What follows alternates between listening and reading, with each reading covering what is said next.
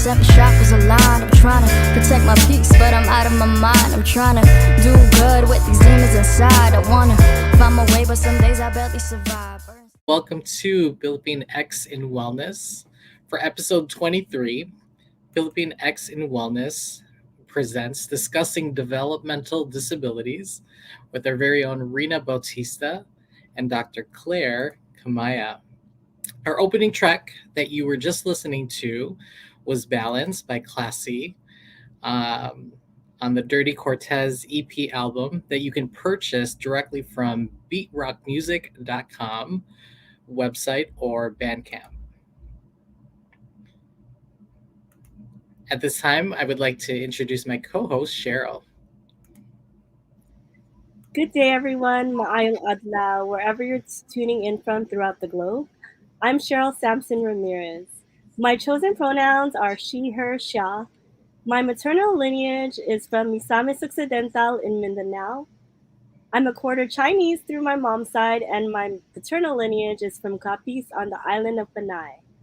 I'm currently streaming from the traditional territories of the Tongva and Kizh people in the city of Los Angeles.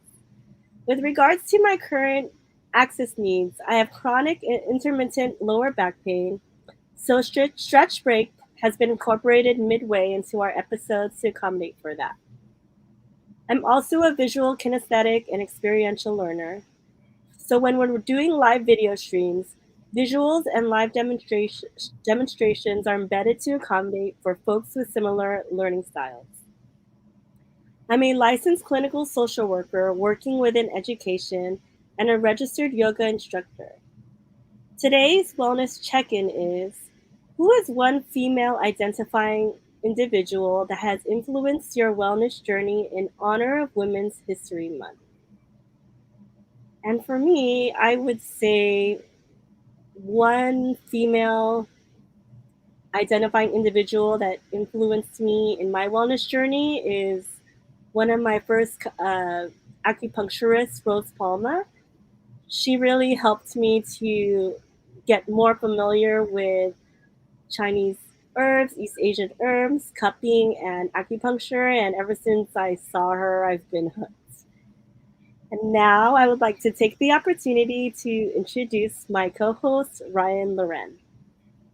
Awesome. Thank you, Cheryl. Magandang gabi, kababayan, and everyone globally. My name is Ryan Loren. My chosen pronouns are he, him, his. I'm currently streaming from the ancestral lands of the still living, still sovereign Munsee, Lenape peoples, communities, and the nation here in West New York, New Jersey. I'm a professional yoga teacher over 10 years, rooted in Chicago, all the way to the West Coast in the Bay Area, and now currently here in the New Jersey market. As of right now, I don't have any current access needs, but obviously just being here physically, mentally, and spiritually in the space for you all, just vibing and being in the present moment. So when I'm outside of teaching yoga, I now work for a marketing firm based on HR recruitment, employment branding, and diversity recruitment strategy. I'm currently thrilled to be sharing this space with you all, and I'm super stoked for our guest this evening. An influential person in my life is one of my good dear friends. I'll have two, Miss Ashley Kohler and Piper Lori Parker. These were two women in my path of my yoga journey, and I owe them deepest gratitude for all of the things that they've shared with me in terms of my teaching styles and how it's progressed over the years, and just giving me that constant push to be a yoga practitioner and be in this space. So again, thank you to Ms. Ashley Kohler and Piper. I'll take it away, Cheryl. Pilipinx in Wellness's vision is to support the wellness of the Pilipinx community through resource sharing, podcast streams, and partnerships with professionals and organizations in order to live healthier, happier, and more fulfilling lives. If you're not following us already, please feel free to follow us at Pilipinx in Wellness with a P ending with an X in wellness, all one word, on Instagram, Facebook, and YouTube, and on Twitter via the handle at Pilipinx, the letter N, the word well, followed by the letters N and S, all one word. Unique to Philippine X in Wellness, we honor this safe space by asking everyone to speak and listen respectfully from your heart throughout our time together. This pre-recorded session can be accessed through our Philippine X in Wellness and SoCal Filipinos YouTube channels and on Apple Podcasts. Please subscribe to our Philippine X in Wellness's YouTube channel as we're over halfway toward our benchmark of acquiring own domain. Woohoo! And thanks, Rina, for the extra subscribers. For our listeners, we'll be sure to share any questions that you may have front loaded our team with prior to this episode. Please keep in mind that anything that is discussed today is for informational and educational purposes only. It is not meant to be medical advice. Always consult with your healthcare practitioner for your particular condition, especially before starting any exercise or new health program. Philippine X in Wellness was formed to provide a dialogue around topics that really affect wellness in our Philippine X community. We're here to also highlight Philippine X individuals and organizations that are actively doing wellness work. Again, to our audience, please DM us your questions in advance via Instagram prior to each episode so we can make sure to include them in our recordings. Without further ado, today's guest speakers are Rina Bautista and Dr. Claire Camaya. Rina Bautista is an education specialist for students with moderate severe disabilities at a public high school in San Diego, California. Her mission is to prepare students to transition from high school in areas such as employment, education, and living skills. Claire Camaya, who holds a doctorate in education, has been an educational therapist for over 20 years and is the director and owner of Doors Educational Center in Orange County, California. We would like to welcome to Philippine X in Wellness for the first time both Rina Bautista and Dr. Claire Camaya. Hi, ladies. Hi. Hello. So, do either of you have any current access needs as well for tonight's show? None for me. I'm just really honored and thankful to be here. Thank you so much for having me. Thank you. And Rina? I'm good and I'm very excited to be here. Okay, so in alignment with our wellness check-in, this is our tradition that we do with Philippine X and Wellness. And also in honor of the first day of Women's History Month, who is one female identifying individual that has influenced both of your wellness journeys? And we'll start first with Rina, followed by Claire. Well, I have to be like Ryan. I can't just share one person. I have to share two. My mom, she worked single mom growing up, and she had 3 kids, 9 to 5 job, but she worked out like every day, to her Jack LaLanne aerobics classes, to walking on the track. So she's retired now and she works out still like 2, 3 hours at the gym. And I hope to be like that when I retire. And I also have to say that Heidelin Diaz, the first Olympic lifter for the Philippines who won gold. She won gold for the Philippines. And such an amazing feat. She is so strong, and it was just so inspiring to watch her because I myself during the time was also doing some Olympic lifting training, and I did my first meet during that time. So it was very inspiring. Sweet. What about you, Claire? As far as women who've supported my wellness journey, I'm in the same boat. I can't just choose one. But I have actually a group of women, and I don't know if I can say this, but we lovingly refer to each other as the Pecs. I don't know if I'm allowed to say that. But um, yeah, but we're kind of split up on two coasts. So half of us are on the East Coast. So we call them the East Coast Pecs, and I'm one of the West Coast Pecs. And we're just kind of a group of women who keep in touch on a daily basis. Just we kind of commiserate together. We share our joys together. And, you know, we've been through a lot. We try to take trips together as part of our wellness journey. You know, and one of the things I do have to say is COVID was, you know, really rough not being with each other. And we lost one of our girlfriends to pancreatic cancer last year. So it was very heartbreaking, but it just kind of reminded me of what a wonderful group of women they are and how important it is to keep those bonds and those ties. yeah. Thank you both so much for sharing, and especially for that intimate detail, Claire. You know, I'm glad that both of you have strong women to like support your wellness journey and inspire you from girlfriends to moms. Thanks again for sharing. Awesome. Thank you both for sharing your shares with us. Um, so let's get to it. Let's get to the bulk of tonight. So amazing, y'all. I'd love to ask you both. Where's your family from in the Philippines, and where are you currently streaming from? So we'll start off with you, Claire, and then Rena. Sure. Yeah. So on my dad's side, my family is from Dagupan in the Pangasinan province. On my mom's side, my mom was kind of a military brat like I was. And so she moved all over the place within Luzon. And she eventually landed also in Pangasinan where she met my dad. I was actually born in the Philippines. I was born in Olongapo. And I came to the United States during the military wave when I was just under 2 years old. And currently I'm streaming from Orange, California. Thanks, Claire. What about you, Rena?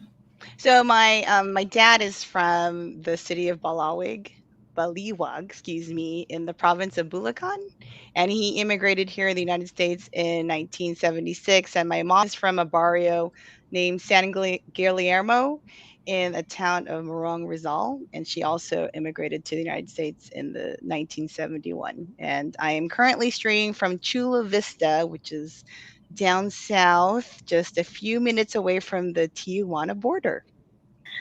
We're just both super excited to have you both on, you know, on this episode and on our stream because we've actually never included guests from San Diego and Orange County for the first time on our platform. So we welcome your regions on to our podcast, and just definitely for to open up our community to the Pilipinx populations that live in these areas.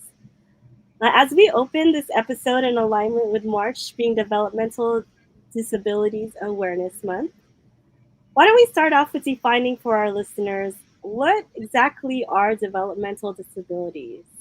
So, for this question, we'll start with Claire and we'll follow it with Rina. Sure. Yeah. So I think defining developmental disabilities is somewhat profession based. So it kind of depends on what professional circles you're in and the purpose of those diagnoses or labels in terms of access for the student. So in my field, we view developmental disabilities as sort of a broad range of disabilities. They can be physical, behavioral, emotional in nature, and they might include diagnoses such as ADHD, autism, maybe vision impairment, in some cases fetal alcohol syndrome, to name a few. And these can be comorbid as well. So often we'll get students diagnosed with both autism and ADHD, for example.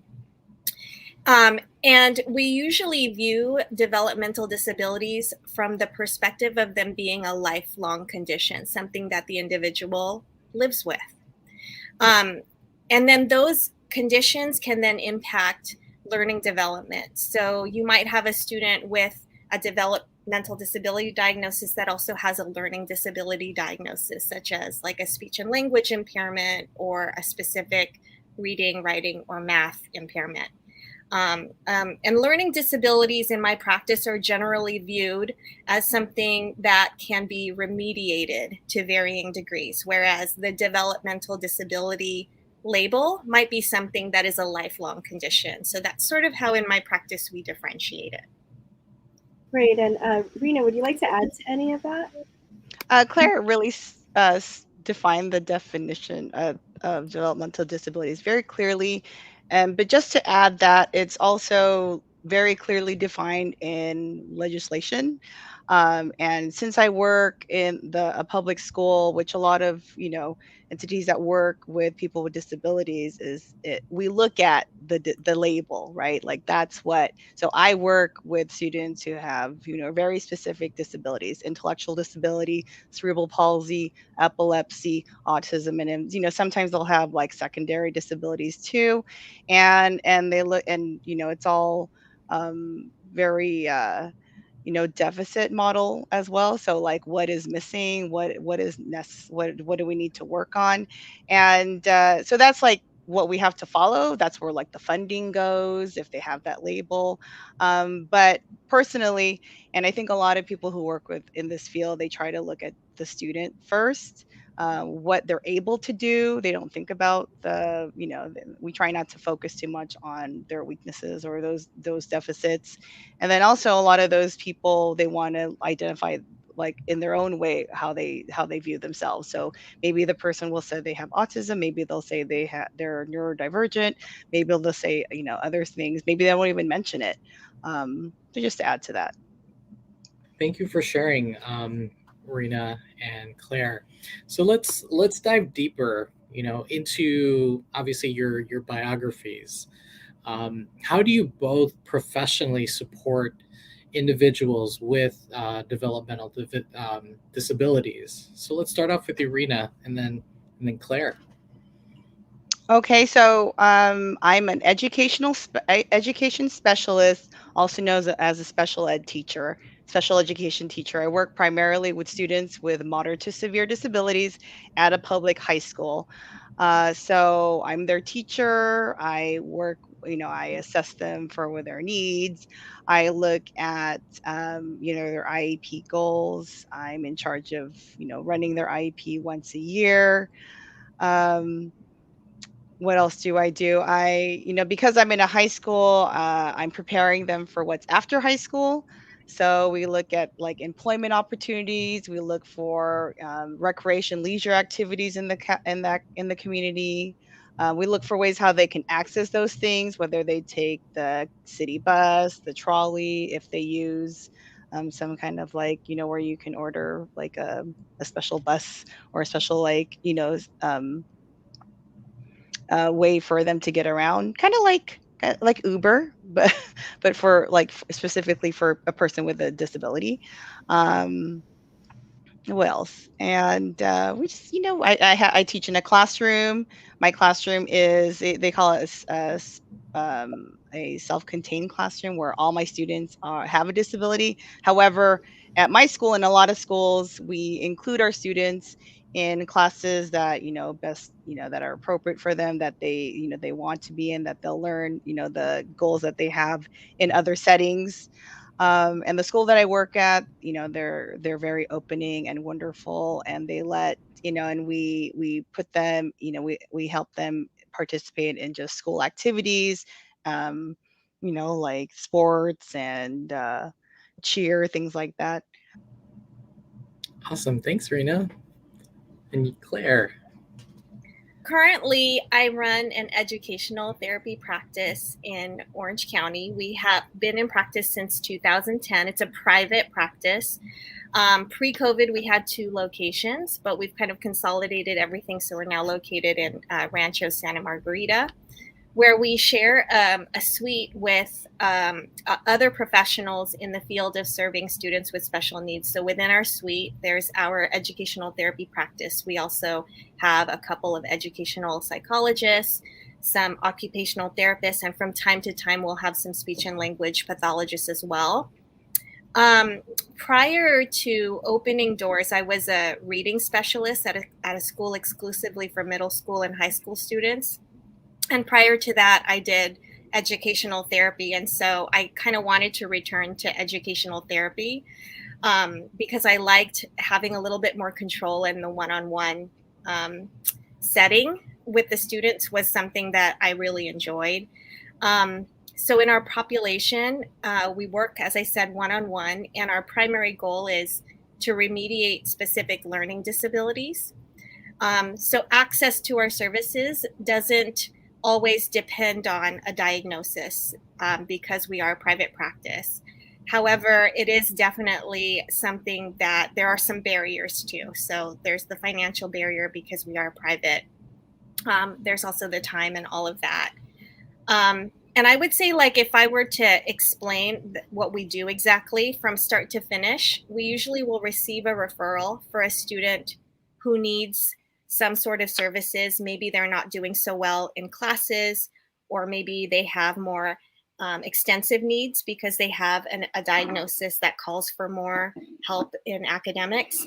We'll receive that referral either from the school or from a private professional. Some of the ones that I mentioned, for example, like psychologists, OTs, and speech and language pathologists, and we will possibly test to them. We'll provide some academic evaluations and an analysis of those evals. And then we recommend and design programs for them. We run those programs on a one-to-one basis. And then we'll collaborate with the school and any ancillary services, other service providers that the student's currently working with, so that we can kind of come together for a more holistic program for the student. And then we also offer parent training and support as requested. Thank you. Thank you. I'd like to follow up with that. Knowing that for the past, obviously past couple of years, we've been dealing with hard times and dealing with gaining access to resources. What were some of the ways that you've been able to pivot and offer services to your students amidst, all things COVID, right? How were you able to really just nurture and provide help and services for your students during those times? Start off, Rina. Oh yeah, that was 2 years ago, and it was definitely a surprise, right? Something that we were not prepared on doing, but I feel like our district, our school responded as quickly as possible, where they got everybody access to, a Zoom account. They got students to get laptops and, Wi-Fi or hotspots. They passed all those out, and they tried their best to like do as much training on like how to use Zoom and how to teach, remotely. And it was really hard. It was a lot of like talking with colleagues, what they were doing a lot of YouTube, like how to do things. Um, and just working with parents on how they could set up like their laptops and their hotspots and all of those things. It was a huge challenge, but like I said, the district I work with, they tried to set all that up for the support for the parents, for all the teachers and staff. And we kind of just figured it out. We just had to figure it out. The students themselves too, they had to figure it out. They had to figure out how to like be on Zoom. My students were amazing. They just figured how to do things, like even just logging into a Zoom meeting and turning on their cameras and sharing their screens. I mean, I was like, I was kind of hoping like they would just teach me, like we were teaching each other. So that helped. I think for the beginning of COVID, it was more like just staying connected, reassuring their safety, keeping everybody trying to just stay positive, and addressing if they were feeling anything negative, reaching out to families that maybe were struggling. But like I'm sure in a lot of communities they were setting up stuff just to reach out to everybody. Yeah, I'm with Rina on that. I mean, we really talked a lot and shared resources at the beginning.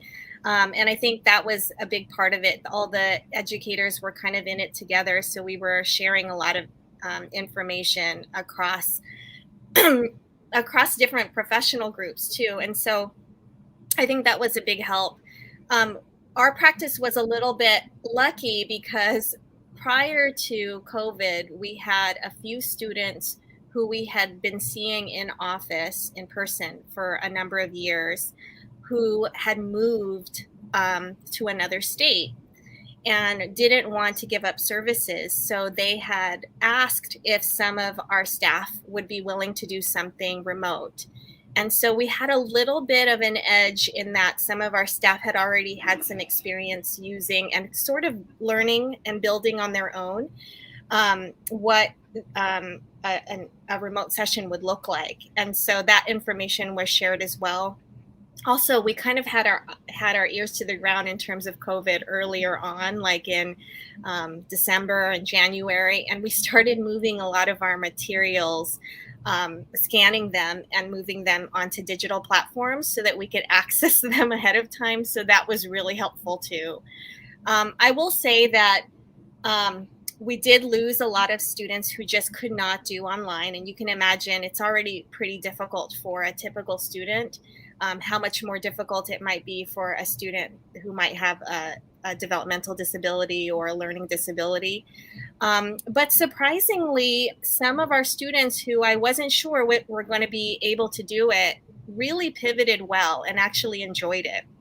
And I think that's one of the benefits in my practice of being able to do one-on-one. I mean, kudos. I was telling Rina the other day, I really don't know how you manage a classroom full of students. I could never do it. And when I sort of decided to go back into ed therapy at some point in my life, I had done student teaching, and it was during student teaching where I had to juggle so many students at the same time and write IEPs for them during my student teaching time.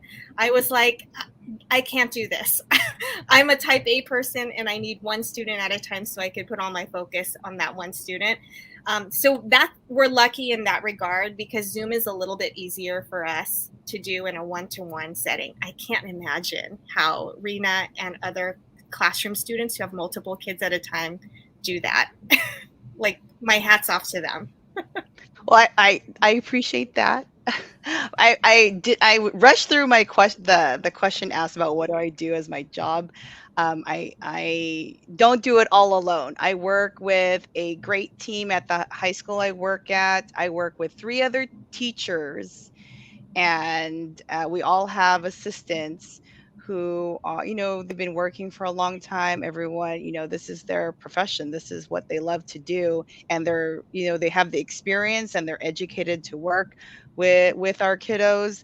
And so, and then we also work with service providers, so our speech and language pathologists, our occupational therapists, our adapted PE teacher. I mean, there's lots of services that our students are able to get at the high school.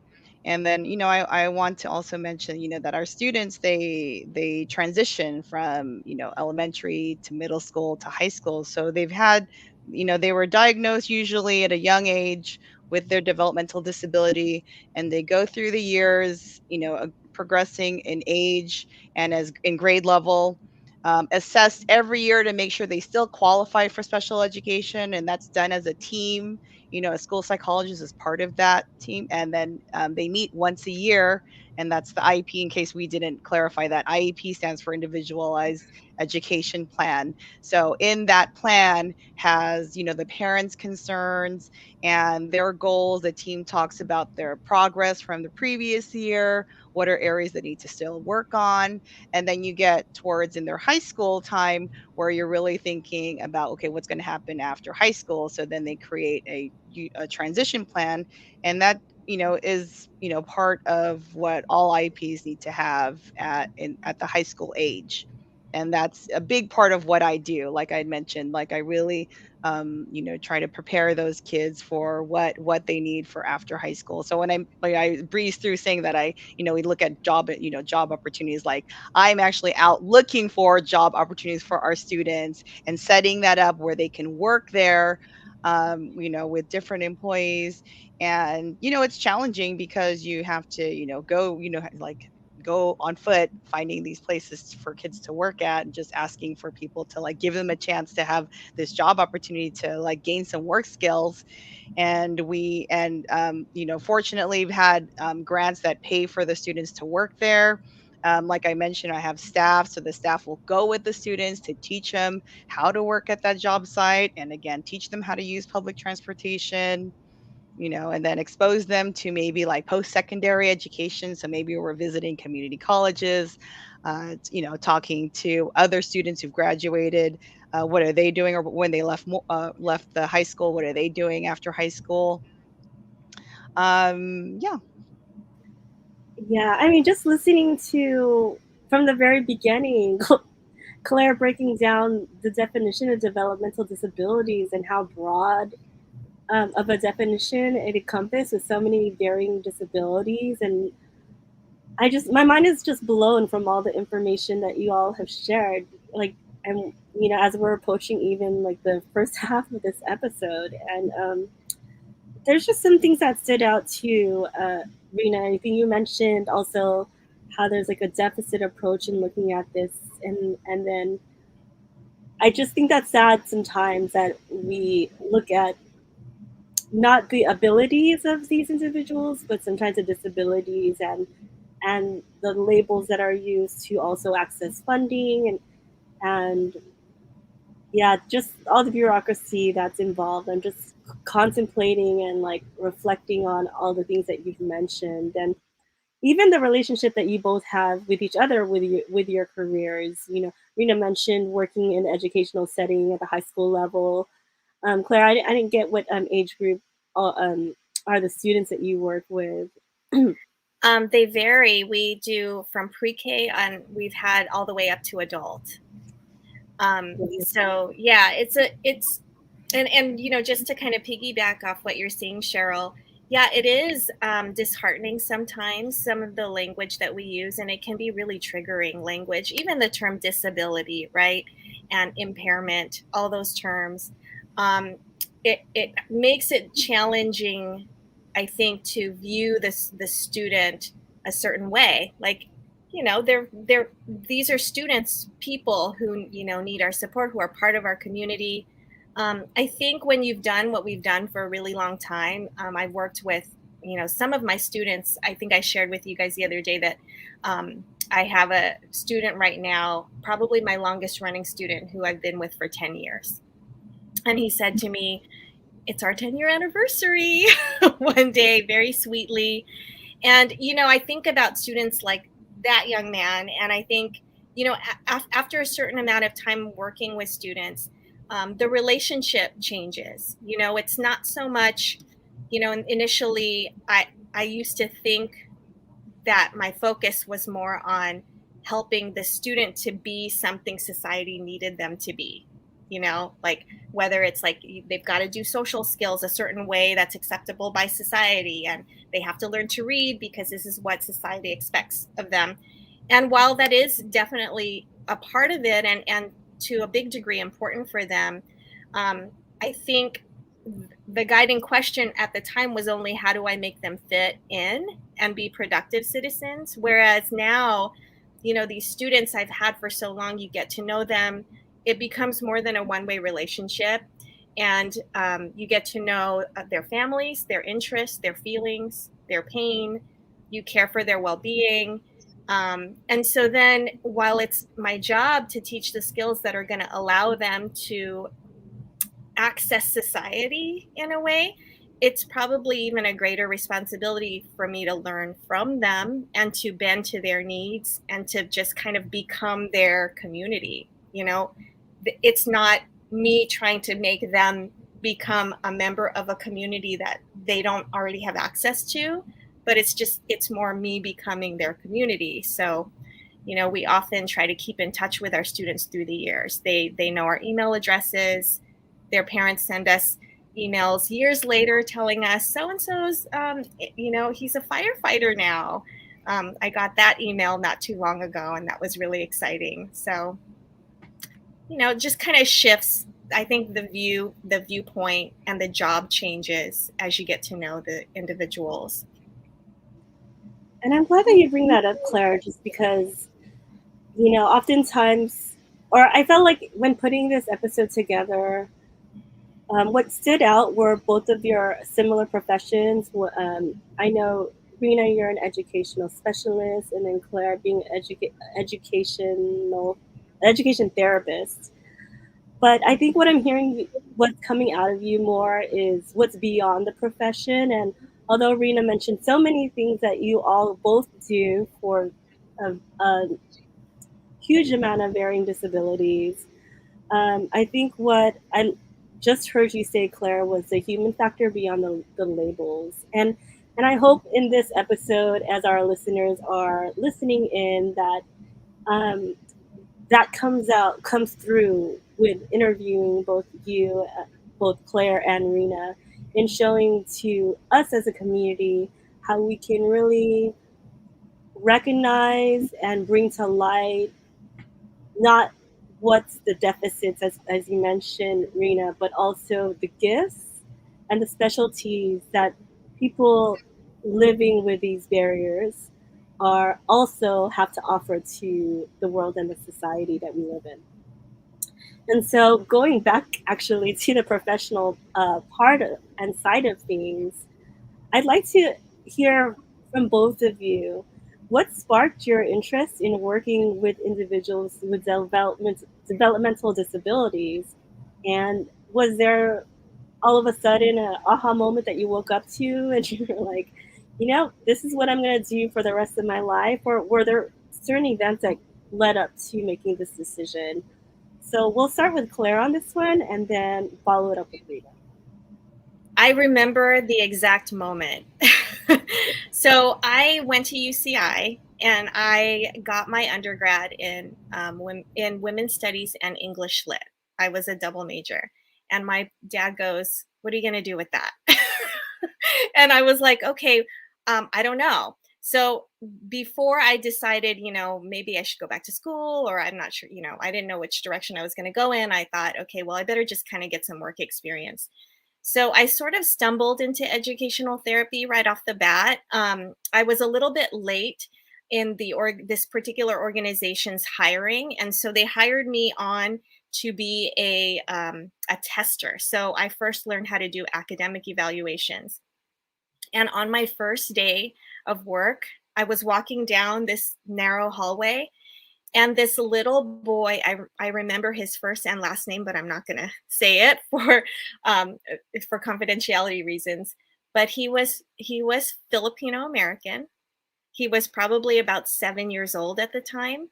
And my friends who are listening, who I worked with at the center, who I still keep in touch with, will know exactly who I'm talking about. But he kind of stopped me in my tracks and he said, "What's your name?"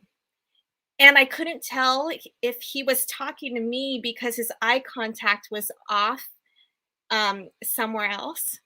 And I was just like, "Who are you?" Looking around going, "Who are you talking to?" But he was talking to me. And so I answered. And at the time I wasn't married. So I said, "My name's Claire Camaya."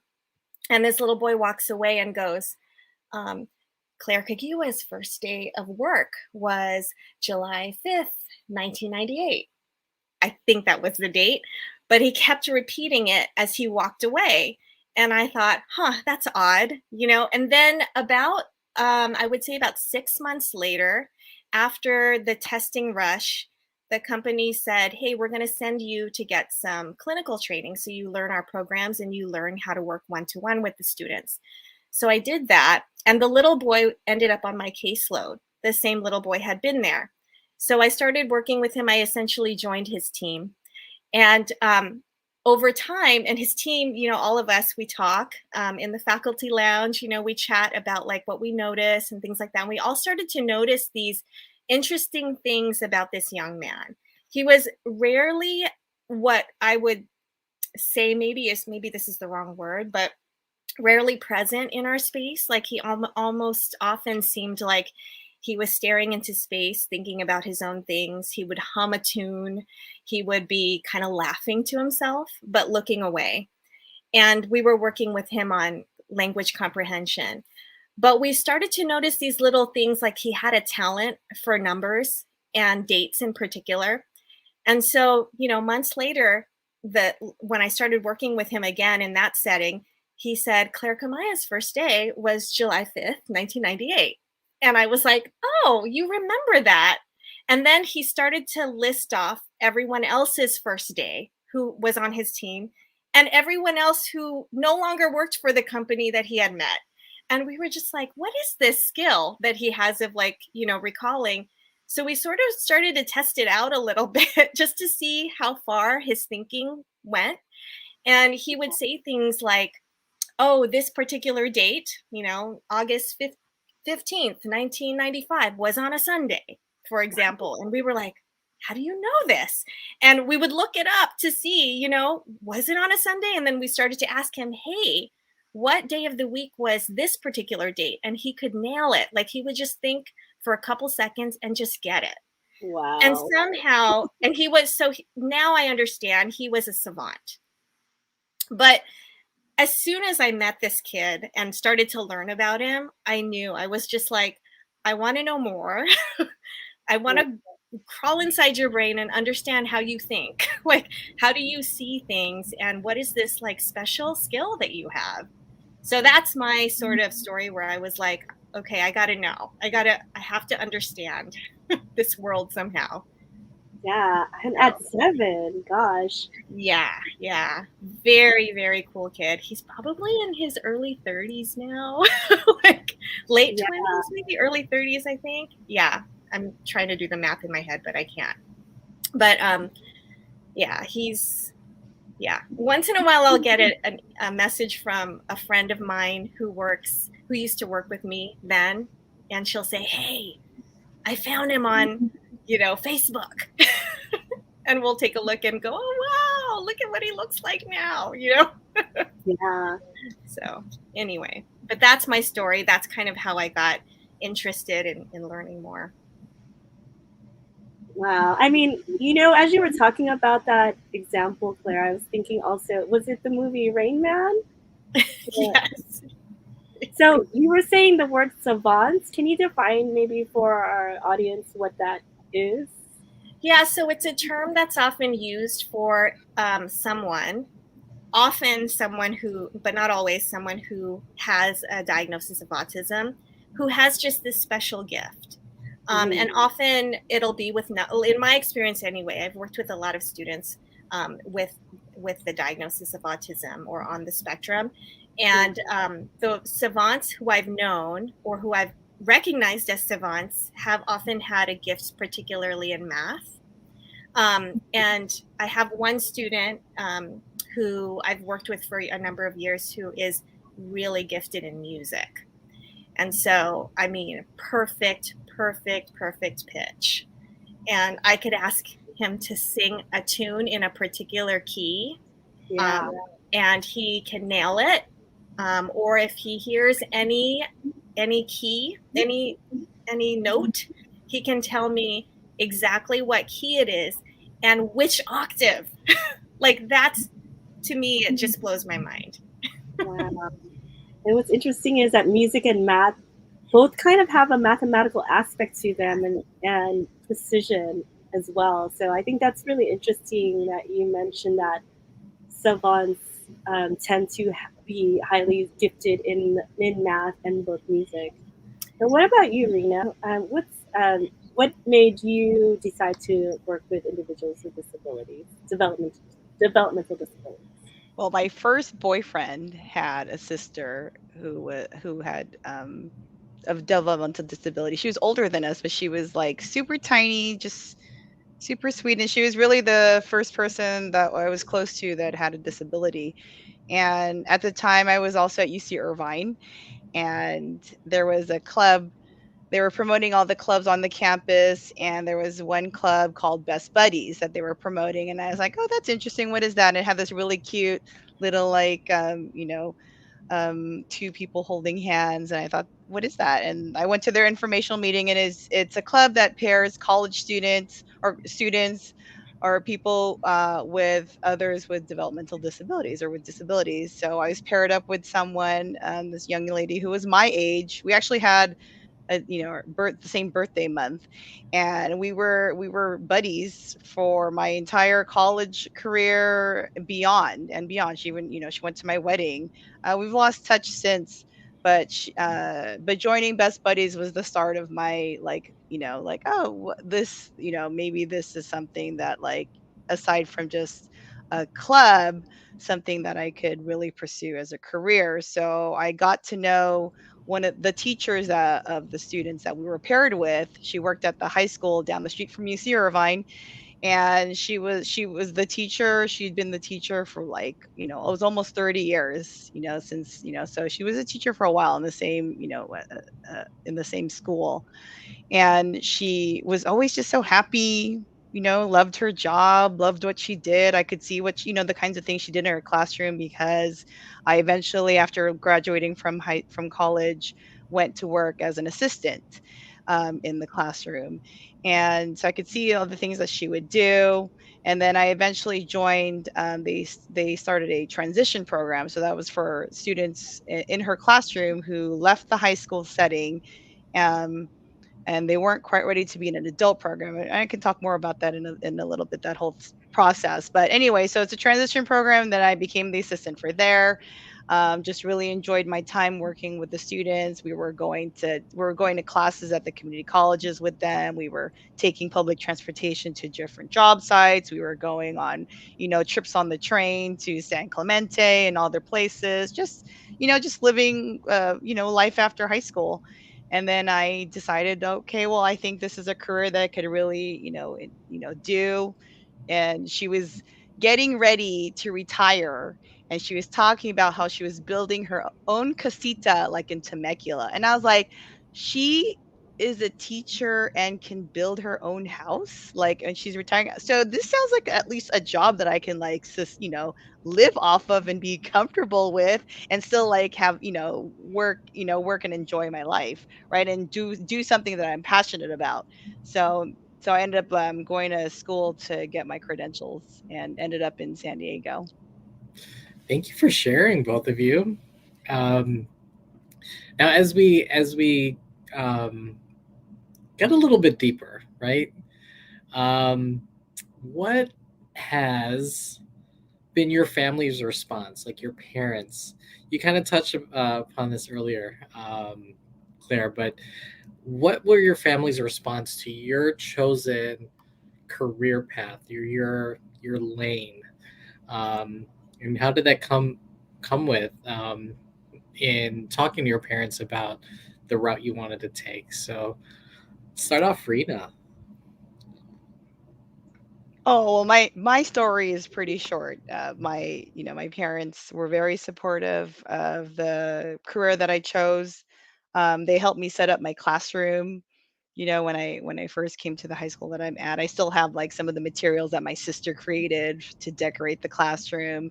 And just now, like, I'm married, and my husband and my kids, they support me, because they give me an outlet to talk about my day. They give me ideas on what to do in my classroom. My husband makes me coffee every morning, which I cannot, like, that's like one great way to support me, just feeding me and giving me coffee so I'm ready for my day. But yeah, they've always been, very supportive of my career choice. I mentioned that my parents initially were not sure. They were always supportive of going into education and wanting to teach. But when I had finished my BA, they didn't know what I was going to do, and neither did I. And I think that was mostly to their dismay, because they were just like, you should know what you want to do before you go to college. And I sort of just jumped into university, took the classes in the majors that were most interesting to me, and didn't know what I wanted to do with that, if it was going to be towards a job or what.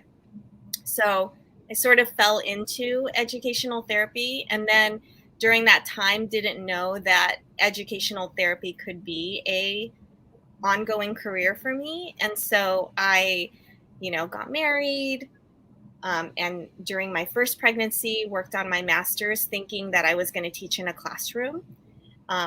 Had two boys, and then decided, okay, I'm going to finish up my MA. And as I had said before, I started to do some of my student teaching. And then I ended up getting a job as a reading specialist in a school for kids with autism.